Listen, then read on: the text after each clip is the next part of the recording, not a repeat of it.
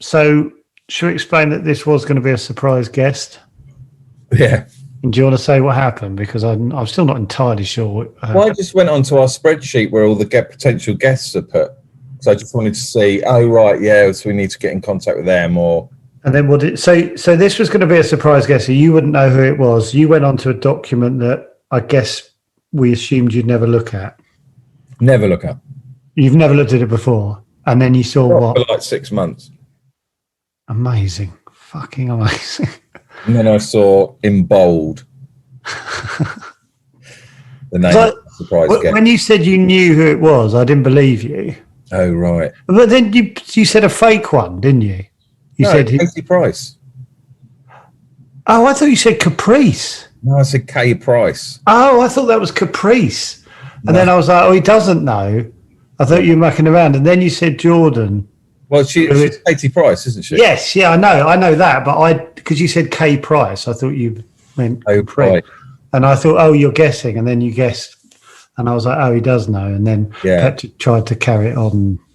I probably should have done that, but I just went, oh, whatever.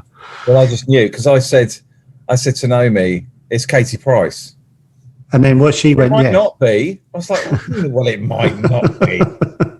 Did she say it that acty? Well, it might not be. It might not be. Oh, right, okay. Fucking hell. It's so annoying because you've wasted loads of months of pissing about going, oh, got a guest and whatever. I know. Anyway. I know. So she should be on in 6 minutes. So what do you know about Katie Price? Well, I know she lived in... Oh, no, I can't say that. Near you. Yeah. She's always lived near me, and I need to talk to her about that. Has she ever seen me?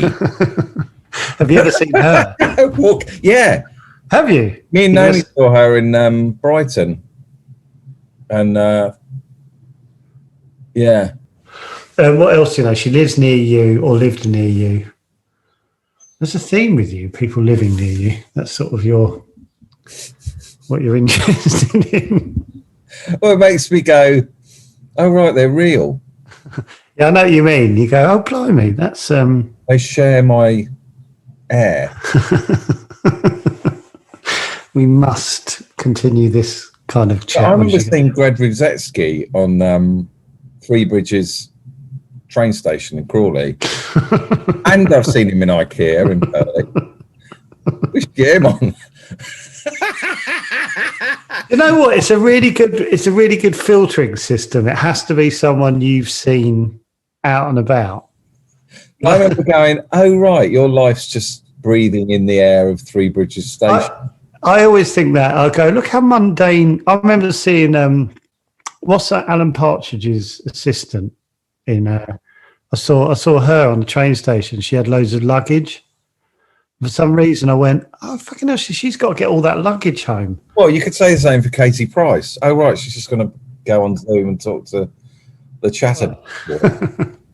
She must be a massive chatter biscuit then. Definitely got to ask her how many episodes she's listened. You know she's going to have no idea what this is. She's probably doing like 7 of these. Well, that's why I was really worried about you missing, because I thought she probably got like 10 minutes between. Oh, has she only got 10 minutes? Well, I don't know, but she's probably doing Heat magazine, us, Bella, Radio Look at you, Trunks, clutching at straws for glossy mags. Bella. I'm always excited if I see a Bella on the train. I'll have a little thumb through Bella happily. That'll happily get me back to Brighton.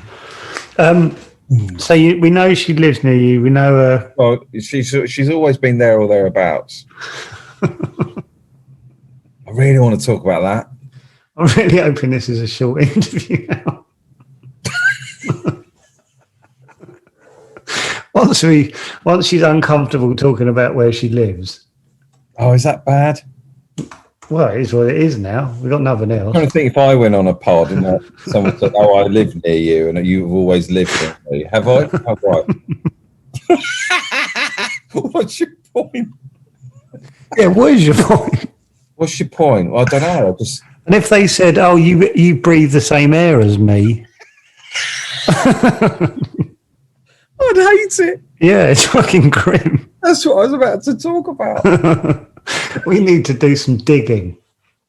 We need some questions and some questions fast. Fuck. What would Katie Price like to be asked about? I've got something to ask about. Go on. No, it's in my back pocket. Is that your go-to, your banker? Yeah, I'm sort of. It's nothing about being a celebrity or anything. It's just About where she lives. yes. It's about why she's got so many chimneys. How long her drive is.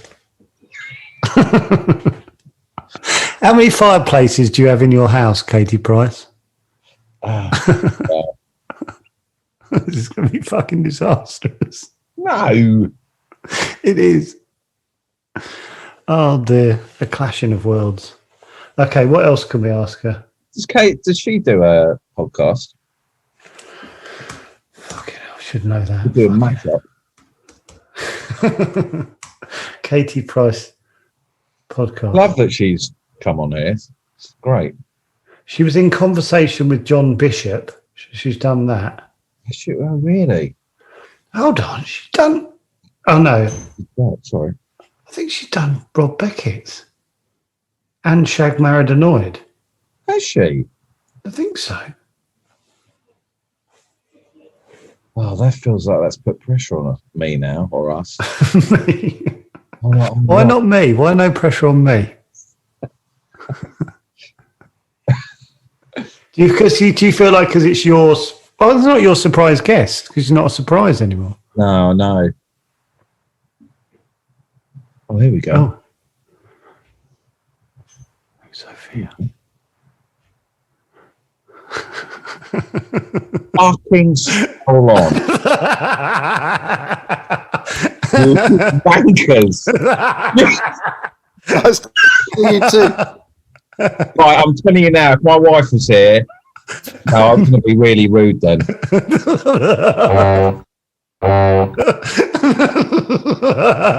He's bang into you, mate. What an intro.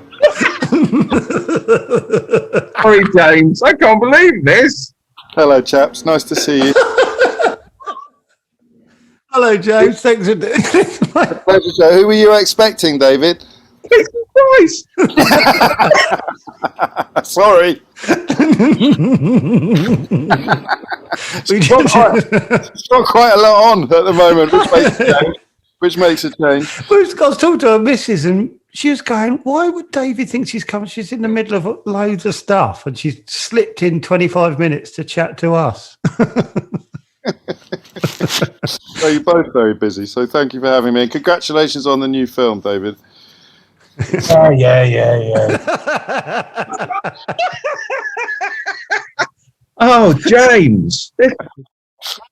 Ladies and gentlemen, this is James O'Brien, and not Katie Price, who David was very confident he'd found out who the guest was. Just to explain, David went on. I'm computing all of this. What happened was David's a massive fan of yours, and you lovely for you to come on, but David thought he'd found out who it was because he'd went onto a spreadsheet. It was all cocky and confident and going, "Oh well, yeah, it's this person." And we've been talking about. Is this Naomi's idea? Yes. Okay. You can ask me the same questions. If you had questions planned, you could ask me the same ones. We'll see how we get on. Yeah, what's it like living near David? I was sat with my hello, James. By the way, Hello. Nice to meet you. I've always wanted to meet you. Likewise. Thank you. I was sat with my wife on the sofa about a month ago, and she went, "I've got a guest for your." She said, "I've thought of her." Oh, have you? Who's that then? I said, "It's either going to be Nick Knowles, Robert Smith, or David Gower." And she went, "No." And now you've appeared. I'm like, "Oh yeah." Okay. This is? I'm not sure this is an ideal start to a podcast. Sorry, It's James. fine by me. I'm loving it. Where are you, James?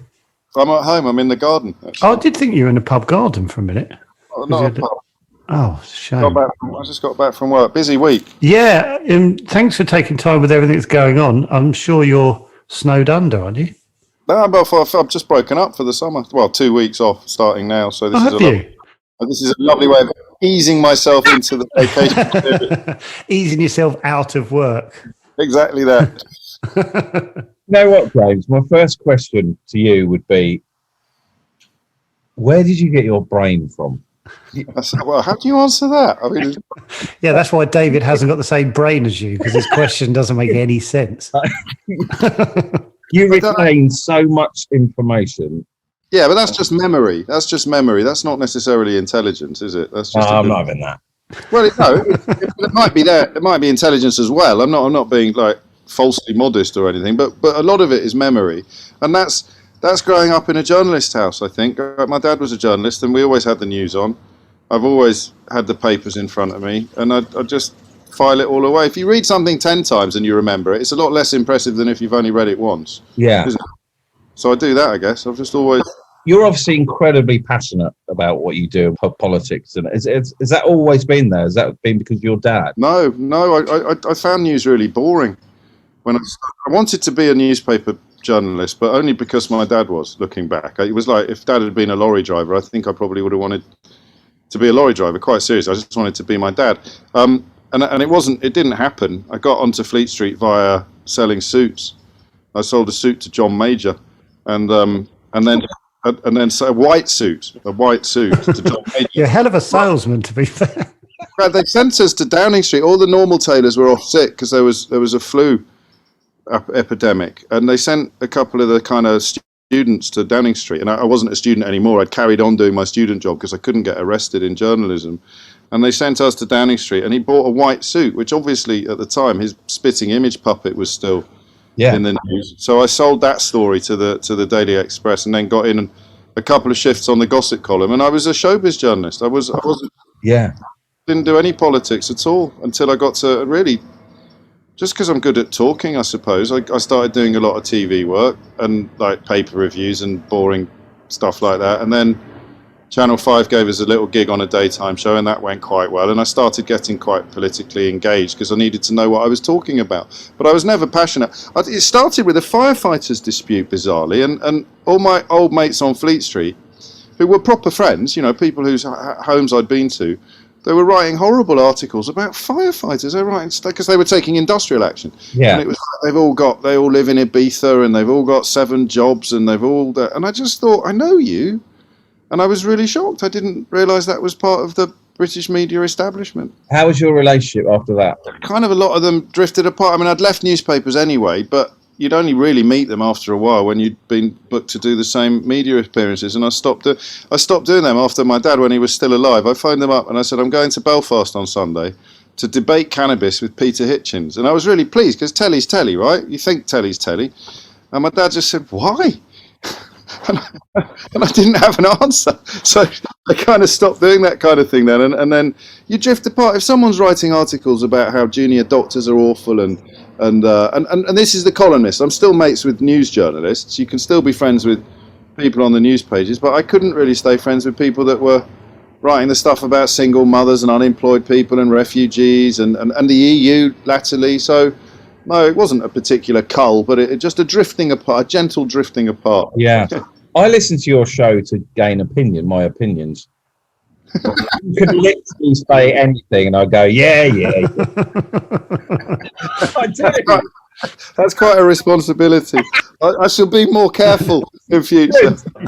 I'm always impressed when someone comes on the show, because as soon as the next caller comes on, I'm going, you must be thinking you're about to get a kick in. I always think they're brave, because I'm like, this isn't going to go well for you. No.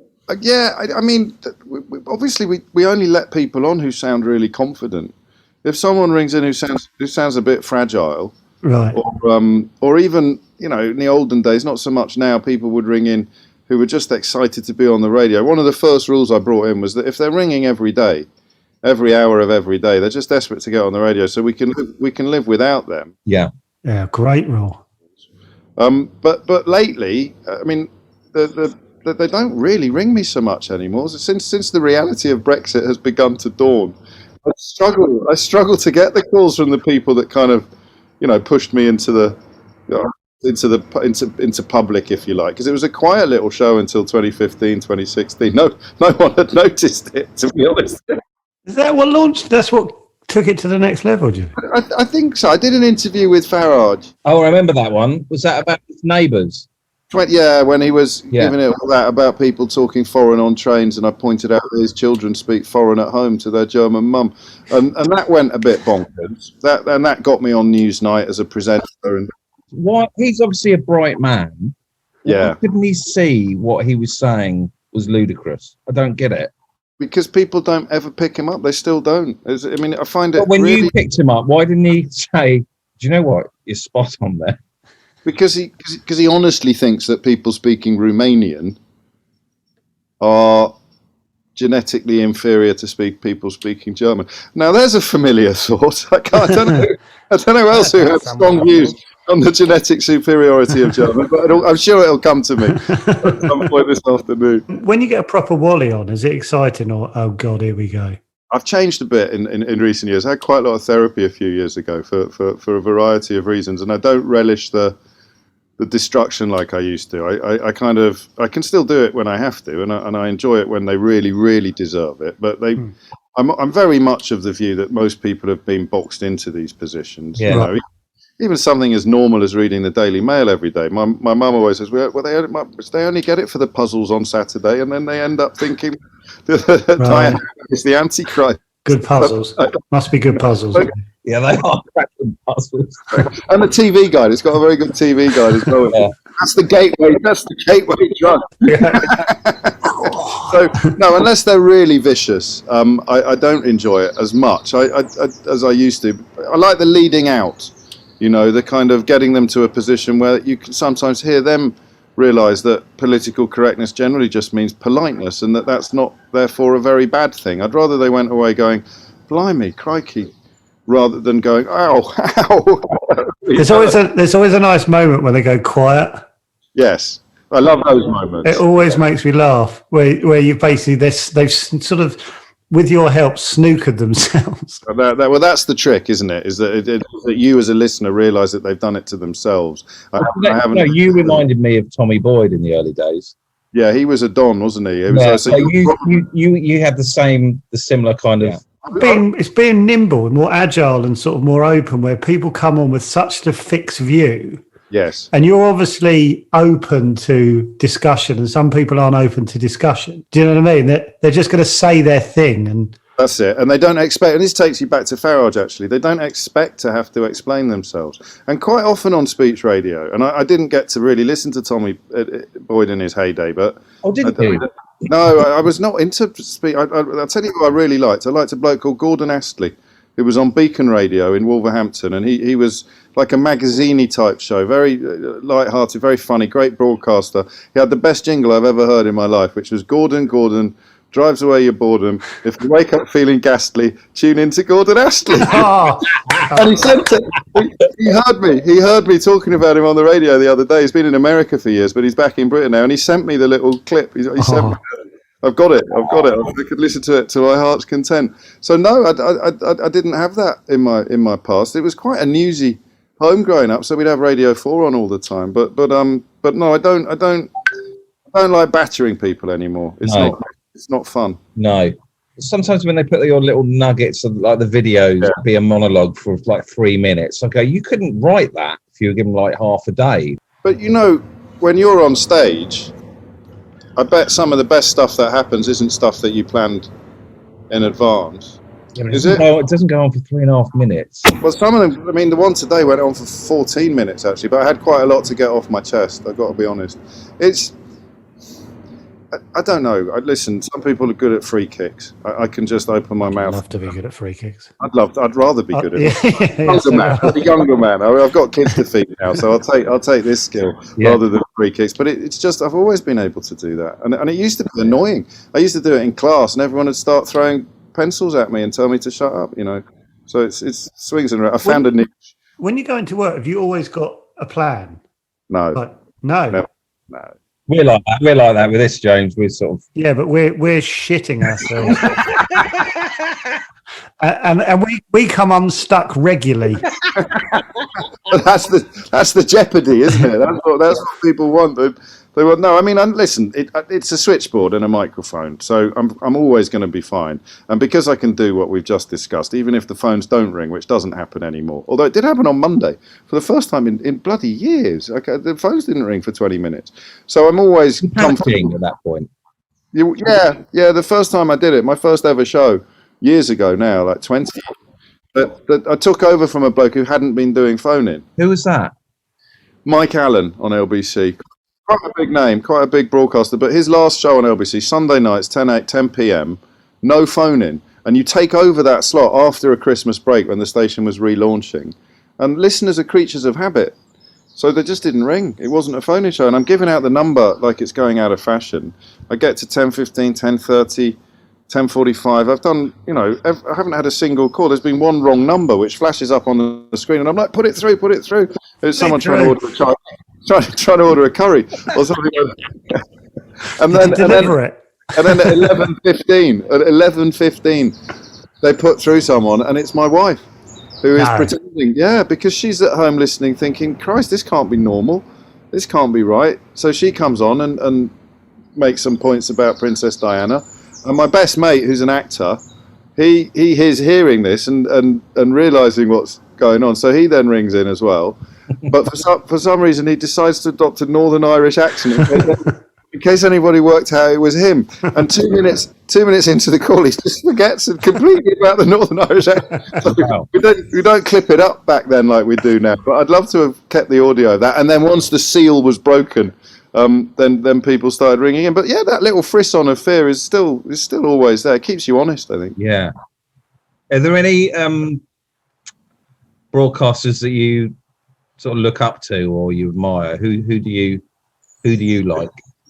Like Nick Ferrari, he's on before you, isn't he? Still? Yeah. Yes, he's. How's that relationship? We both got newspapers in our background, and we've both got fathers who were newspapers, so we have Fleet Street in common, and he's very good at what he does. Yeah. We don't agree about much politically, but you don't see people think that we all go on holiday together or that we all live in a big house, but you only really like ships that pass in the night. I'd love Nick Ferrari to appear, just hand you. Just coming in there, handing me a gin and tonics. There you go, love. I've always had visions of you sort of swapping chairs. So he gets up and you sit down. You do that. You do that. Yeah, I mean, I do. You do the handover from the other side of the desk, and then you kind of. I bet his chair's warm, isn't it? I'm not going there. Not now. At the moment, we have a full COVID kind of interim wipe down during COVID, so they swap chairs and microphone. That makes great radio. Yeah, they left the microphones on. I think Eddie Mair is. I mean, I'm very lucky. Eddie Mair came to work for us. He's a genius of radio, who I still learn from every day. Steve Allen, who does the early breakfast show on LBC, he's a unique talent. I mean, he doesn't need calls. Calls just distract him. He just talks. You could put him on now, and he'd talk until Tuesday. And that's not easy, because he's not gibbering. He's saying. He's keeping you engaged, and he can be very funny, and so Danny Baker, lots of different things. Oh, come on, yeah. Danny, Saint Danny of Baker. He's the absolute business as well. Again, someone who could just somehow make anything interesting. That's the trick. I'm lucky because I talk about the news, and if I can't make the news interesting, I'm in the wrong job. But some of the stuff that Danny would make interesting, you'd sit there going, what? Why is that funny? Why is that interesting? Yeah. Yeah. You two would understand that, somehow finding magic in the most unlikely places, and yet when you do it and when you put it out there, it somehow makes perfect sense. I think Baker's like that very much, very mercurial. Yeah, I feel like a lot of people copied him and Boyd, and yeah, definitely. Yeah, no, I love Danny. Yeah, guys, I'm gonna. Do you mind if I text my wife? Honestly, she goes on and on about you. Which is fine. This is all her fault, to be fair. Yeah. Is this her way of just stepping closer? Now that's who I want to see come into frame behind you. That would be a story, wouldn't it? Crikey. Ah, yeah. you got into. I was hoping you had done like something like hospital radio or something, because I'm obsessed with that way in. But you haven't done. Was yours straight into telly from the papers? Then there was no sort of. Yeah. No, it was. I mean, I didn't have a plan. I had that slight desperation after university. I didn't want to measure inside legs for the rest of my life. There's no. I mean, I liked the work. Those sort of jobs are all about your colleagues, aren't they? If it's a boring job, but you've got amazing colleagues, you have the kind of laughs and the kind of fun that makes the day go by. But I really wanted to be a journalist, and then I got onto newspapers, and it didn't turn out to be what I was really hoping for. It was still quite a brutal environment. You'd get bawled out by news editors, and it was quite old school. Even, I mean, later when Rosie Boycott took over the Express, it got a lot better. It became a lot more liberal and a lot more open-minded, but you know, the old lads on the back bench of the news desk didn't change much, and you would. I remember getting screamed at by a news editor in front of everybody, and because I was quite a cocky little fella, and the editor had taken a bit of a shine to me. There's a lot of people enjoying me getting publicly rinsed, but really screaming at the like a sergeant major, parade ground sergeant major. And I remember watching a piece of phlegm just make its way from his mouth, almost as if it were in slow motion, and sort of land here on my lip. What are you going to do? What are you going? And I genuinely went through in my mind, can I faint now? Can I pretend to? I thought, well, this is never going to end. And he's enjoying the fact that everybody's watching, and he's enjoying the fact that everybody watching is enjoying me getting bawled out in public. And I just thought, can I hit the floor? Can I? But it'd be like Larry Sanders or Gillian McKeith on I'm a Celebrity. I'd have gone down in 4 stages. If you've got to go down like a tree or not at all, and that would have really hurt. So I didn't. It's an odd decision to make, even a thought to go. My way out of this. Well, that's why I mention it. To faint. Yes, that's what I mean by it not being quite what I was hoping for as a career. These were the moments that made me think I should try and do something else. So then these odd little TV tickles come along, and eventually it builds up into an escape route. You know. Have you heard about the phlegm? Not. What? We do a podcast of Gossip Man. I'm coming off. Okay. Basically, we got sent in some gossip about someone who's sat on the No, I can't do it. Really? No, I can't hear, but carry on. Okay, he sat on the tube. Yeah. And there was a lady opposite him. It's urban myth, probably. There was a lady opposite him, and she was fast asleep. And a homeless guy was on there or got on, and he coughed, and this big lump of green yellow phlegm just landed on her. Oh, is it over? No, it's not over. No, it's not over yet. So then I think he might have left the tube, and the guy was still watching over there. Anyway, she woke up, sort of saw it, and looked about, and then just went, No. I saw the action. I know it's over. You would, wouldn't you? yeah. Oh, I think you would. When you do it each day, because when we started Chatterbeaks, It sounds so naughty. I know. I hate saying the title of the podcast. great title. But we wanted it to be a radio show where, you know, if you're feeling grumpy or miserable or tired, you just say that and don't talk and blah, blah, blah. Surely there are times when you can't be asked, and yet you've got to do your performance. Or do you always get that energy? And I'm generally all right at 10 o'clock. really? At 10 o'clock I am. I think there are days when you could probably tell at 10 past 12 that I hope I never phone it in, but there are certainly different energy levels. Right. Hangovers are interesting. I tend not to do it with hangovers so much anymore because of my age, but hangovers sometimes create the best shows because you find that you have a new level of concentration and you're almost trying to get out of your own head. Right. The adrenaline pushes you to. So some of the best shows I've ever done have been with quite major hangovers, I think. Have you admitted you're hungover in the show? I tend not to. I mean, if it was like a work Christmas party the night before and everyone sounds ropey the next day, then. And also remember that when I started on LBC, it didn't have many listeners. It had committed listeners like you. yes. Yeah, exactly that. And that meant you could get away with a little bit more. So you might even complain about the air conditioning or something like that. But as obviously Very when often did. no, truly. Yeah. But as things have got it'd be a bit odd if you were watching Newsnight, wouldn't it? And they started moaning about the air conditioning. Or that's the amount of attention that's paid to the station has gone up. That you'd be less like. So I'd still say if it was Christmas and we'd been out on the lash the night before, I'd still say I was feeling a little bit ropey or something like that, but not quite as freely as I would have done once. I don't think. Yeah. We'd have done phone-ins on hangover cures because I've got a really big hangover once. I think we probably would have done that back in the days of silliness and Yeah. Why 2.5 hours? Isn't that a bit long? Three. Who decides 3 hours though? Well, I think that's a traditional slot, isn't it? I mean, Yeah.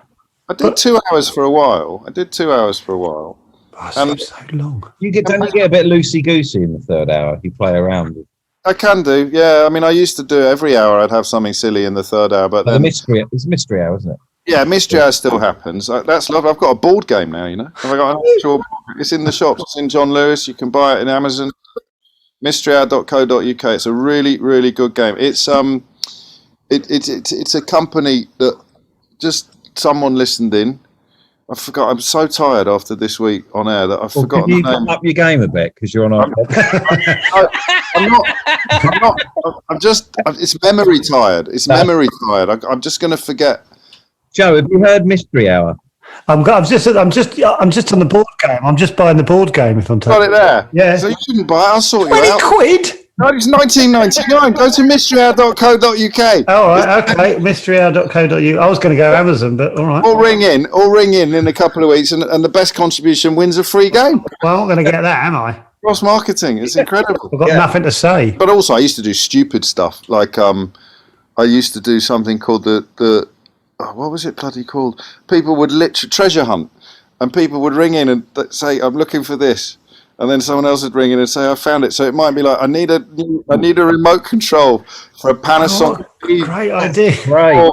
5. I thought it was brilliant radio. Yeah. And then someone would ring in and say, "I've got a salt cellar, but I haven't got a pepper pot." And it was kind of in the early days of the internet. That's how old I am. So you wouldn't necessarily all have camera phones to send pictures around, so people would do descriptions, and you'd get silly geeky people ringing in with technology, and you get lovely old ladies ringing in looking for an antimacassar for the back of their sofa. I love how mundane it is. Yes, That's exactly what I want to hear. I'd be like, yeah, it can be. Mundane can be magic, can't it? Because it's universal. But then we got new owners, and they were very focused, quite rightly, as things have turned out, on the news agenda, and but things like that were quite hard to explain in meetings. I love the idea of them. The first on the agenda is to get rid of the treasure hunt. Yeah. Got to get rid of treasure hunt. That's not the kind of brand we're... And the free-for-all, the Tuesday free-for-all, which was born of a hangover.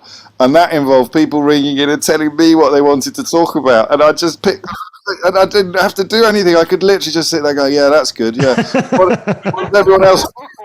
What does everyone else think about that? And then we judge the success of a suggestion by how many other people rang in to talk about it. And so the whole show used to write itself. But again, it wasn't ever going to set much of a challenge to Radio 4, I don't think, that sort of programming. Have you got an example from the Mystery Hour to give Joe?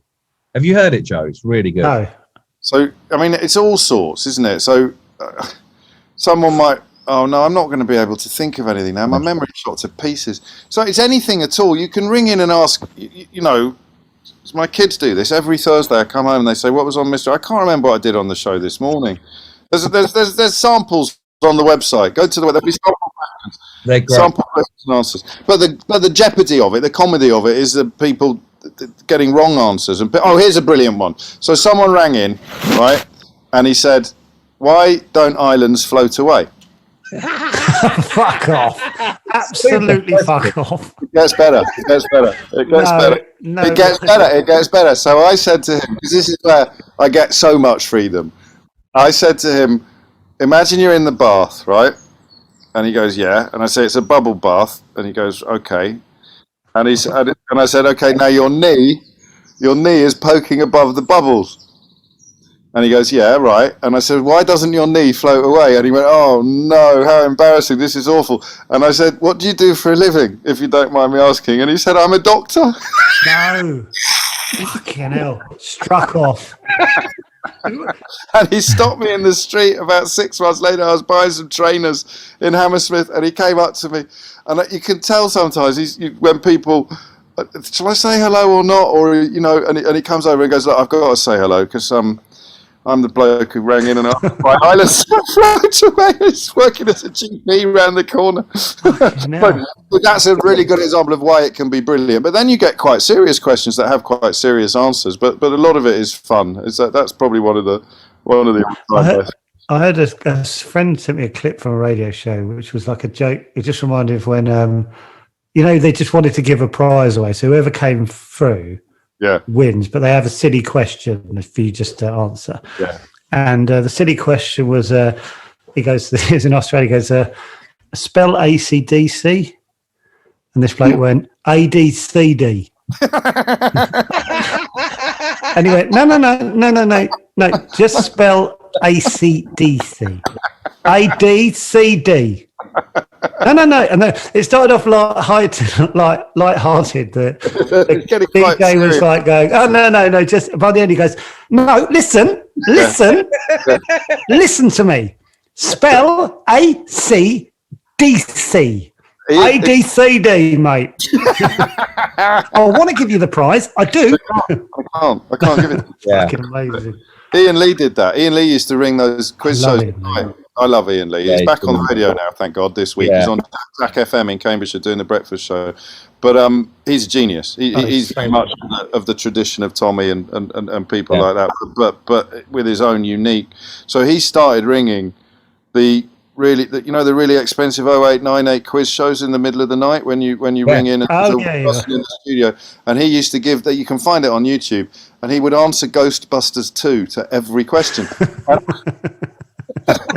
Get through. And there's one occasion where the presenter is, like you described, Joe, frustrated to start off with mildly amused, but then getting increasingly, he obviously wasn't quite sure whether it was someone taking the mickey or someone who was, shouldn't have been on the phone unattended. And they're saying, so I'm going to ask you again, what's the capital of France? And it goes, is it?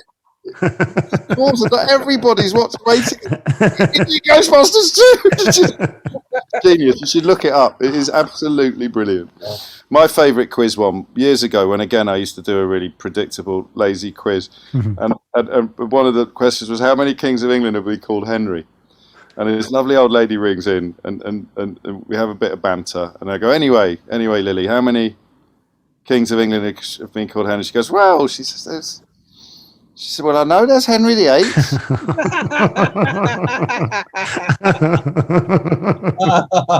You're going to work backwards, love. You're going to work backwards. I've seen Henry V. Is it 3? Fuck off. People are baffling. People are brilliant. Couldn't write that, could you? Did you see Fergus Craig's tweet yesterday?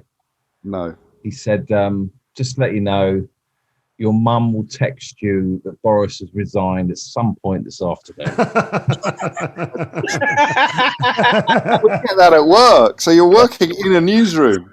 And yesterday, someone stood up about 2 hours after it was announced. My girlfriend's just texted me that the university's minister has resigned. We're writing news, but they're writing the actual news. It's very sweet. It's nice that they take an interest. Yeah. James, have you ever interviewed anyone who's you felt intimidated by for whatever reason? Intimidate? I mean, genuinely, like they got a big old brain out your depth, or no. I had a nasty run-in with Sean Connery in my very first. Right, I want to hear about that. I'm on gossip columns. Did you? Yeah, and he was a big man. He's a big fella, Sean Connery, and I'd gone to the. So I got this shift after selling the suit to John Major, and they offered me money, and I said, "Can I have 2 shifts instead?"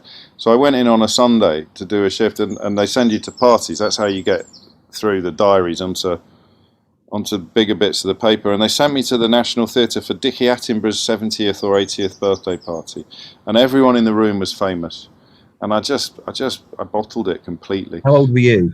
25, probably 24, 25, but also really contemplating it never happening, and this being last chance saloon for actually getting into the media or getting into newspapers. And the lift doors open and everyone in the room is famous. Every single person is either famous or married to someone famous. It's, you know, Jeremy Irons, Ben Kingsley, Nanette Newman is over there, and all sorts. And I couldn't speak to anyone. I was too nervous, too shy, too embarrassed. I went downstairs, necked a scotch, came back up again, still couldn't do it. Spoke to Clive Anderson, because he was more nervous than I was. He was more socially uncomfortable in that room than I was. Went back to the office, and the photographer Richard Young, who's like the king of the showbiz photographers, had been at the party taking pictures of everyone. And the editor of the column goes through the pictures. Did you talk to them? Did you talk to them? It was brutes like an anxiety dream. And I'm like, no, I didn't talk to them. I didn't want to interrupt. No, and I didn't talk to anyone. And then, you know, obviously I'd got nothing out of Clive Anderson that could make a story.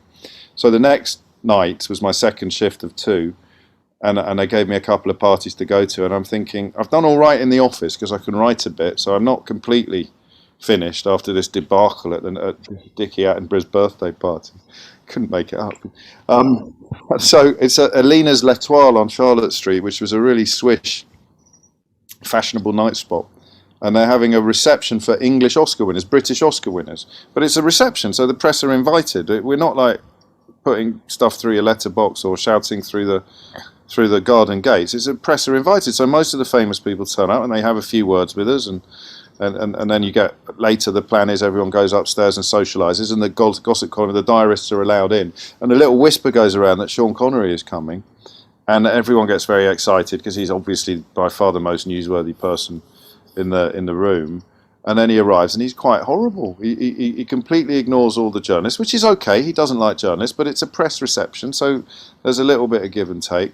And everyone, could I just have a quick word for the Daily Express, please, Mr. Connery? And he does straight away. No, fuck off, like that, straight away. No build up to it or me being unpleasant or anything like that. And I'm thinking I can't go back to the office again and say that Sean Connery turned up and I didn't speak to him. And I'd even done some research in case he turned up. I thought what is questions I could ask him that no one else would have thought of, because that's the trick. That's how you get a line in the next day's paper. And you're only looking for a paragraph. You're not looking for a front page. But a line is something that no one else that night who also spoke to him would have got. And his son, Jason, do you remember Jason from Robin Sherwood? Yeah. So Jason had just made a film of Macbeth. Jason Connery had just made a film of Macbeth.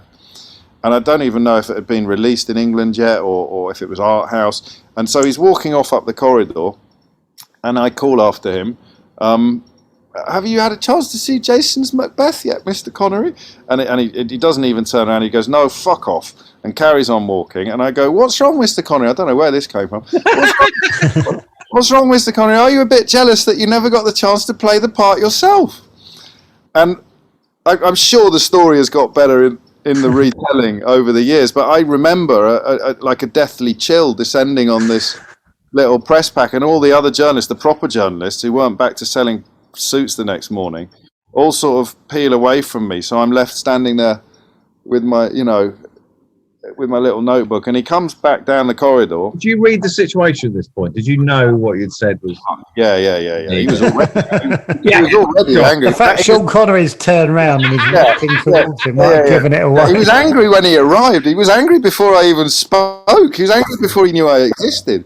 And he comes back down the corridor and he hits me just with a double finger on, like really quite hard on the nose. And he goes, no, he goes like this. He goes, I played the part before you were born. Do your fucking homework, shunny. Like this. And my little eyes are water.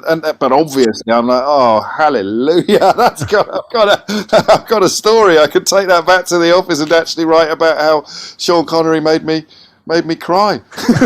I've just got visions of you just taking it as well. Yes, of course. Just what can you do? Dunk. Like school. It was like it was terrible. I mean, he didn't break my nose or anything like that, but it's not a normal thing to do, and it's not. Never ever considered doing that. No, it's not a pleasant. I cannot wait to do it to someone. Sorry. Oh, yeah. Yeah, fucking hell. I'm not the confidence to do it to myself. No, he wasn't lacking confidence. Is he a big old unit? Well, yeah. I mean, this is again going back 25 years, maybe more. At my 50th, 25 years. He was still in his pomp, He was, and also, a don, an absolute someone who has no twat alarm. There's no one there to whisper the twat, is there? Going back a bit, so you used to go to. So your first job was to go to a party and talk to people, hoping to get a line to go in the paper. That's insane. I was going to say, I had at 24, 25. I don't know what your 20s were like, Joe. I had zero confidence. No, I couldn't have done that. I didn't. But you must have to. I'd be physically sick. I would go. I would go to the toilet and puke up. I would puke up, and then I'd go back out into the room. And I just wanted to be a journalist. I didn't know what else to do. And obviously you drink far too much, but that's encouraged really at these sort of events. And eventually, I was never brilliant at it, but eventually you kind of. I went to public school, so they teach you the kind of the two things you need, which is never to let on that you're frightened, even if you're fucking terrified, and also really, really, okay. Yeah. Is that a lesson? It is that kind of school. I mean, this is how we ended up. They're training people to run the empire, weren't they? That's where it comes from. Why do you think when Boris Johnson got COVID? Actually, I've plugged the board game. This is largely what my last book was about, lads. When Boris Johnson got COVID, David Cameron came out and said, "Don't worry, he'll be fine. I know Boris. I've seen him play tennis." That's what happens in those schools. You're taught to kind of bluster and fight and bounce your way through all manner of adversity, and the first lesson is never to admit adversity. So I would go to the loo, puke, but if you'd seen me in action in that room, you'd have thought I was fearless. James, what's he like being in the room with Boris as a human being? It's a long time since I was right, but back in the day, he'll pull you into, he'll pull you under his spell. Yeah, he really will. So I remember walking up Charing Cross Road when he was Mayor of London, and I'm with a mate, right? And Boris Johnson is coming down the road on his bike, and he goes, "Comrade O'Brien," like this. And I felt $1 million because my mate's going, "Fucking hell, man, that was Boris Johnson. How does he know who you are?" And so he's just, I don't think it runs very deep, but very few people probably spend enough time with him for it to need to run deep. He sucks you in to that. Well, I remember those moments, those times he used to present "Have I Got News for You?" Yeah. He was just, a buffoon and funny and dead. He'd drag you in, yeah. Yeah, it just would. It would. And then, an entire country as well. Not long after. Well, this has been wonderful. Honestly. Thank you. I'm so impressed with Joe, and you're lying. Keep it quiet. Do you want to know something really weird? I'll tell you something really weird. I was in youth theatre with Daniel Crowder. Was you? Yeah. Oh, Daniel. Yeah, when I was about. How weird is that? He's brilliant. He's a sweet boy. He was such a lovely, lovely boy. He's still a lovely boy. I'm sure he is, and he might not remember me, but oh wow! Didn't set the stage on fire that year. I don't. But when I saw him in your show, I just thought, oh wow, well done. His audition was one of the funniest things. It was unbelievably funny. Whenever he had a scene, it was just like, oh, we're in safe hands, it's fine. Yeah. We'll be fine. Tomorrow's fine. Daniel's doing that. That's so good to hear. No, I loved him. Lovely funny boy. James, have you had a little? Are you ever tempted to step on the stage? And I'd love to act still. What about a bit of comedy? I don't think I've got it. I don't think I've got the. I did it a bit. Nick Revel wrote some monologues for me when we were doing, and Alistair actually. They wrote them together. And if you can't make those two work funny, then obviously you should stay at home. But there's so much talent out there. I mean, I could possibly be a Vauxhall conference comedian, whereas I like. That's not a bad life, to be honest, is it, Joe? No. And the time of my life. The only trouble is you have to work weekends. But no, so yes, but no. Yes, but I think as a younger man, I would have been cocky enough to think I could have been. and now I think I don't think I'm cocky enough to think that I can't. I love it on the radio when something lands. Alistair says a thing which he nicked off someone else. I can't remember who. He says, when you're on stage and it's going well, it's like throwing yourself at the ground and missing. And that feeling you get, which I sometimes get in the middle of a monologue, and which you guys must get, you know what that's just what is going on. Don't break it. Don't stop to think about it. It's like a magic. And for me, it's not. It won't be comedy where I get that feeling. It will be polemic. It will be, going for the jugular of the government. I caught a wine glass on my foot once. It's for you, son.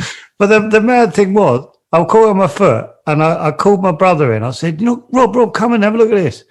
I said, look, I caught a wine glass on my foot, and he just said, well, as far as I know, you could have put it there.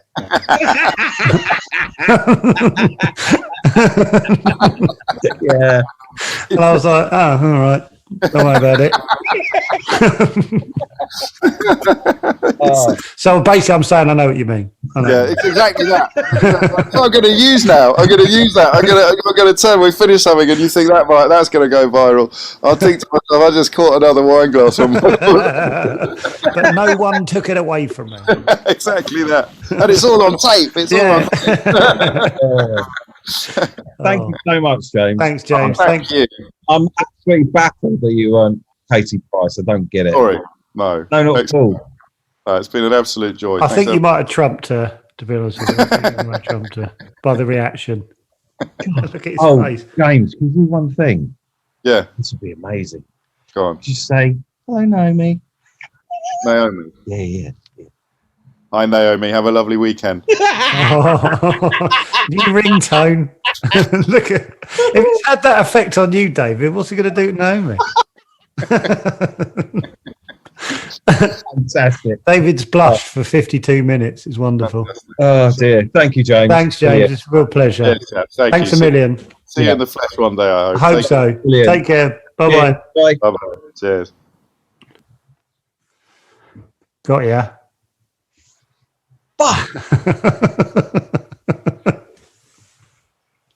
You caused that yourself. Look at your face. You caused that yourself. You came in all cocky that you'd got the. Right, this is what happened. I went to the spreadsheet. I saw Jordan. I thought, well, we haven't spoken about Jordan.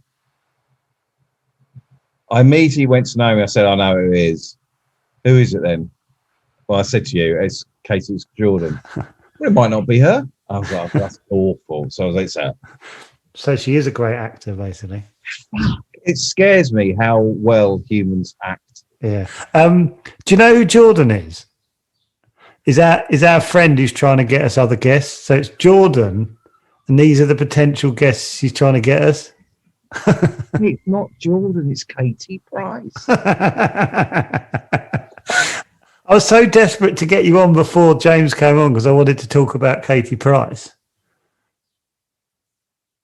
And now I'm thinking about you going, oh, what are you going to ask her? What should we get?